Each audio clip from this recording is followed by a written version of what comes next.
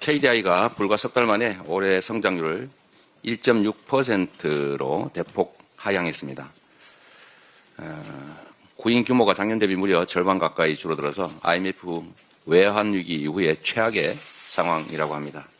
내수 불안, 고환율, 트럼프발 무역 전쟁까지 경제는 침체되고 체감 물가만 급등하는 이른바 스크루플레이션이 현실화되고 있습니다.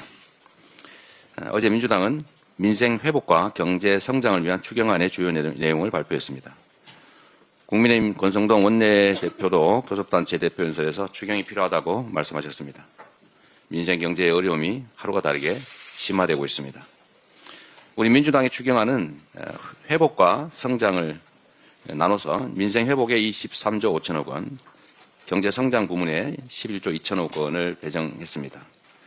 소비 진작, 취약계층 지원, 안전 강화, 인공지능 및 반도체 지원, 그리고 R&D 확대 등 분야별 금액에 이르기까지 세밀하게 우리의 계획을 밝혔습니다. 20일에 국정협의회 첫 회의가 열립니다. 속도가 관건입니다. 신속하게 논의해야 되겠습니다. 추경에 대해서도 역시 말로는 하자고 하는데 구체적 협의를 해보면 전혀 할 생각이 없어 보입니다. 작년 연말에 삭감한 예산안들을 복구하는 걸 조건으로 내걸기도 한다는데 작년 연말에 삭감한 예산안들이 대개 다 특경비니 특활비니 예비비니 그런 건데 예비비 늘리고 특경비 늘리고 특활비 늘리면 민생 경제 살아나고 경제가 회복이 됩니까? 그 이상한 좀 고집을 부리고 있어요.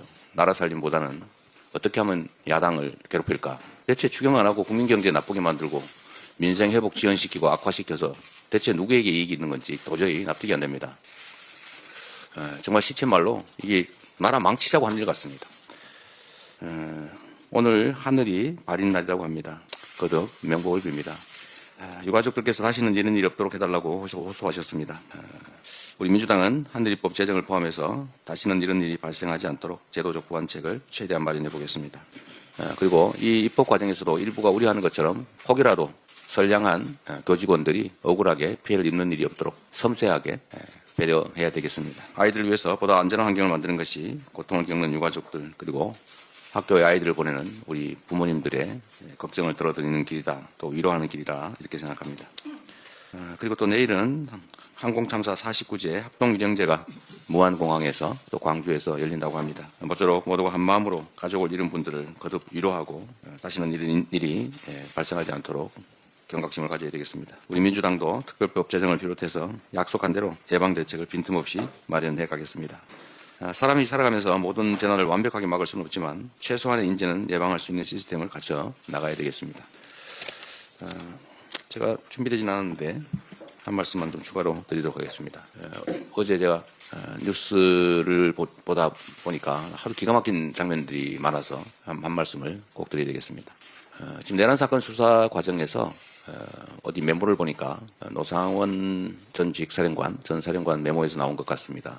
누구를 잡아다가 지옥표에서 폭사를 시키자, 음식물에 독약을 타가지고 죽이자, 어디 화물선에 실어가지고 폭발물을 설치한 다음에 원격 조종으로 폭발을 시키든지 시한폭탄으로 폭발을 시켜서 바다에 빠뜨려 죽이자, 이런 황당무계한 정말 끔찍하고 잔인한 계획을 세웠던 게 드러나고 있습니다. 그 대상자들도 광범위합니다. 그 차범근 감독이 왜 들어갑니까?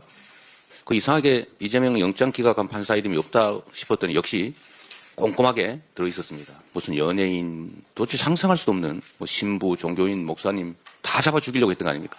반대하는 사람, 불편한 사람을 전부 죽여버리려고 했던 거 아닙니까? 이게 대체 상상이 날 수 있는 일입니까? 그리고 더 기가 막힌 일은 우리가 옛날 교과서에서나 봤던 삼선 개헌을 시도했다는 거 아닙니까? 현 대통령 윤석열 임기 5년이 너무 짧아서 3번 연임을 하시고 그것도 부족해서 후계자를 정하자는 그런 메모까지 있다고 합니다. 이게 독재 왕국을 만들려고 한 거죠. 왕이 계승하는 나라를 비난할 게 뭐가 있습니까? 똑같지 않습니까? 삼선 개헌의 후계자 지정하면 그 후계자 누구겠습니까? 저는 퍼뜩 떠오르는 사람이 있는데 차마 제 입으로 말씀을 못 드리겠습니다. 국민 여러분도 떠오르는 사람이 있지 않습니까? 지금 이 계엄 사태에 대해서 마치 아무 일도 없었던 것처럼 누가 죽지도 않았는데 왜 이러냐, 내가 뭘 잘못했냐 이러고 있습니다. 범죄자 자신이야 그럴 수 있다고 치고 일국의 집권당이라고 하는 국민의힘 태도가 기가 막힐 뿐입니다. 이런 중대범죄 행위를 한 윤석열 대통령을 제명하자는 안건이 당내에서 종결 처리된다는 보고가 좀 전에 있었습니다. 뭐 그럴 계획이라는 것 같아요. 제명하지 않을 뿐만 아니라 함께 가겠다는 의지를 확고히 하는 것 같습니다. 이게 정당입니까? 이게 민주공화국의 민주정당이라고 할 수 있습니까? 헌정질서를 파괴하는 이 중대범죄자를 그대로 끌어안고 동조하고 가는 당이 보수 정당 맞습니까? 이건 극우 정당도 아닙니다. 범죄 정당입니다. 국민의힘의 각성을 촉구합니다.